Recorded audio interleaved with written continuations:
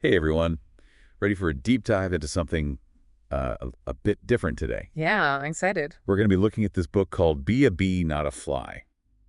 Interesting title. I know, right? So the book is sort of a mix of personal stories and like motivational stuff, and it was originally written in Spanish. The title in Spanish is Se abeja y no mosca.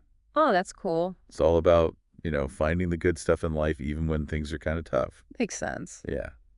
And the author, he uses all these like super vivid memories from his own life to show us how he developed this whole bee mindset. His own life. Yeah, like we're talking about stuff from when he was a kid, a teenager, and even becoming a dad. It's really fascinating. It's like he's giving us a window into how his brain works, showing how even little things that happen to us can totally shape our view of the world, you know? Exactly. Yeah. And the way he talks about his daughter, Olivia, throughout the book is really sweet. It's like we're listening in on a personal conversation about how to deal with all the ups and downs of life. And that ties into this bee versus fly idea, right? Totally. So like a Yeah. bee goes from flower to flower looking for the good stuff, right? Right. But flies, well, they're kind of attracted to the opposite, the negative stuff. Yuck. Haha, yeah, exactly. So the book is all about choosing to be like a bee, actively looking for the positive instead of getting stuck in negativity like a fly. Gotcha. So where do we start with this bee philosophy? Well, one of the first stories he tells is from when he was a kid, maybe like 8 years old or something. Okay. His mom decides to go on this super long bike ride, Wow. and the author and his dad are in a pickup truck following her. Like her support crew. Exactly. Yeah. And he remembers running alongside her and giving her water and cheering her on. Nice. Yeah. He even remembered the exact phrase he used. He said, "Vamos, mama, tú puedes." Oh, that's great. And it's not just about his mom completing the ride. It's more about the fact that he remembers it all so vividly. Like he goes into detail about how memories are formed and how the emotions, the sights and sounds of that day all made that memory stick with him. That makes sense. Strong emotions often lead to stronger memories. He mentions the amygdala too, right? The part of the brain that processes emotions. Yes. He gets into the science of it a bit. Yeah.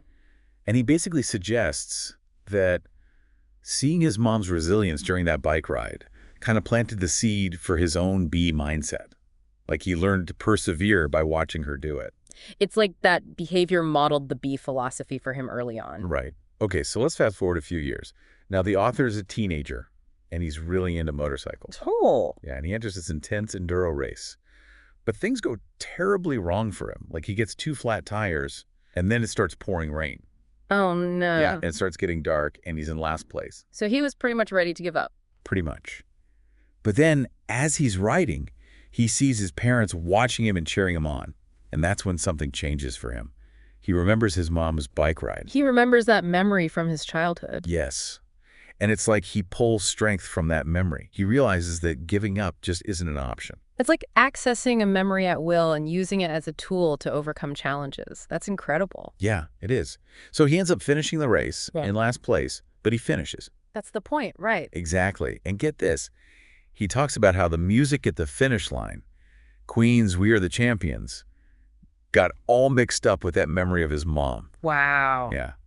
And it made the memory even stronger. Makes you think about your own life, you know? What memories do you draw on when you're facing challenges? What are your "we are the champions" moments? It's crazy how things like music and smells and feelings can be so connected to our memories. Right. And how they can just pop up at the most random times. It's true. And that brings us to something really important about this book. It's not just about telling stories.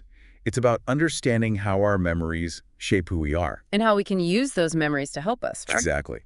So we've seen how bee thinking influenced him as a child and as a teenager. But now we're about to see what happens when he becomes a dad. Okay, that should be interesting. Yeah. So we're back talking about be a bee, not a fly. You know, as we go through this book, it really strikes me how the author connects everything. I know. It's really well done. He's got these personal stories and then like thoughts about how memory works. And then he brings it all back to that be a bee idea. It's all connected. Yeah. And it's not just random stories, right? Like, he's using his life to show us something bigger. You mean about how we can choose how we see the world? Exactly. Like, even when things get tough, we have choices to make. And one of the best examples of this is when he talks about his daughter being born. Oh yeah, Olivia. This is where it hits you. How much being a dad changed him. He doesn't try to make it sound easy. No, But he also talks about how amazing it is. The growth, the joy. All of it. He even says becoming a father is when he really grew up. Yeah, like everything shifted. Yeah. His priorities, his whole view. His whole perspective, yeah. And you feel that shift when you read it. It's like his stories mean even more now. Because he wants to pass on these lessons to Olivia. Right. Makes you think about what we're all leaving behind. Our own legacy. That's a powerful thought. And legacy connects right back to this bee idea. Oh, yeah. How so? Well, before kids, maybe it's all about you and what you achieve. But then it becomes bigger. It's about more than just you. Exactly. It's about making the world better, contributing something. It's like before kids, you're tending your own hive.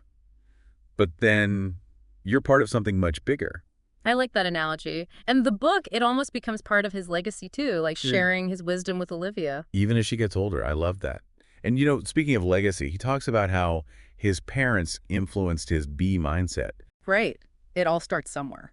Like that bike ride his mom did. Oh, yeah. The one we talked about earlier. Well, he talks about how she trained for it. She didn't just hop on the bike and go. No. She woke up early. She pushed herself. Even without the best equipment. And he admires her dedication, like even when it was hard. He really saw that bee spirit in her. It reminds me of that whole nature versus nurture thing. Like, he definitely gave some good nurture from his parents, but then there's the whole brain aspect too. Yeah, like how we're wired for effort. That we actually enjoy overcoming obstacles. Yes. He even uses this term, posposición de recompensas. Can you say that again? Posposición de recompensas. Okay, wow. And what does that mean? Basically, delaying gratification. So like choosing to wait for something better. Exactly. Like we can train ourselves to resist those instant rewards. Instead of going for the quick and easy. Right. And he uses examples from his own life to show how he learned that. To push through, to delay gratification, all that bee stuff. Yeah. And that's what makes this book so great. It's not just him saying work hard. He's showing you why it matters. Through his experiences and using what we know about the brain. He's basically saying life is hard. You will face challenges, but pushing through those times is what makes life better. Exactly. So as we finish up this part of our deep dive. Gotta take a breather. I know, right? I think it's worth asking. What are our bee moments? Like times when we overcame something and it made us stronger. Yeah. And how can we use that bee mindset now? What are the small steps we can take today? To choose effort, to look for the good things. To be the bee, even when it feels like everyone else is a fly. Those are great questions. We should all think about that. We should. And we'll keep exploring those ideas in our final segment. Welcome back to our deep dive. It's amazing how much this book, Be a Bee, Not a Fly, makes you think. Right. It really gets under your skin. Yeah. Even just talking about it like this, you start to see things differently. Like you said, those little choices we make. Between easy and hard. Focusing on good or bad. It's everywhere once you start noticing. And the author shows us how to make the bee choice. I mean, anyone can say be resilient. But when you hear about him finishing that motorcycle race, even with all the problems. It makes it real, doesn't it? Totally. Plus, he brings in the science behind it all. Like how our brains actually change when we push ourselves. It's not just feel-good stuff. There's real evidence for this. Which makes it even more convincing. Yeah. If I can literally rewire my brain to be more positive, sign me up. Haha, exactly. And there's this powerful part about his daughter. Olivia, yeah. He talks about how she taught him what unconditional love really means. That's so sweet. He writes it in Spanish, really beautiful. Something like, Olivia, me has enseñado lo que es el amor incondicional en su máxima expresión. Wow. I mean, you can tell being a dad changed him in a big way. And it's like, with fatherhood, that whole be a bee idea becomes even bigger. It's not just about him anymore. Right. It's setting an example, leaving the world better for Olivia. It's like he's saying, Olivia, we need more bees in the world. People who make an effort, who see the good, and make things better. Powerful stuff. And it really shows this book is more than just his story. It's a guide for all of us. To live better, yeah. To choose that bee path, even when it's tough. So as we finish up our deep dive, we want to leave you with something to think about.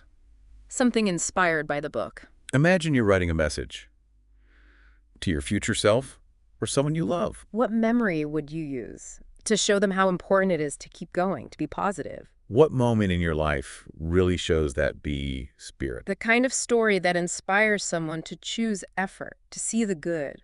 To make a real difference. Think about it. Let the author's words His stories. His whole philosophy. Let it be your guide. And remember, even the smallest thing, a little effort, a bit of kindness, Choosing to be that bee. it can spread outwards, making the world a little brighter. A little sweeter. One bee at a time. Yeah. You said. It's been great unpacking all this with you. Same here. Thanks for joining us, everyone. And until next time, keep buzzing.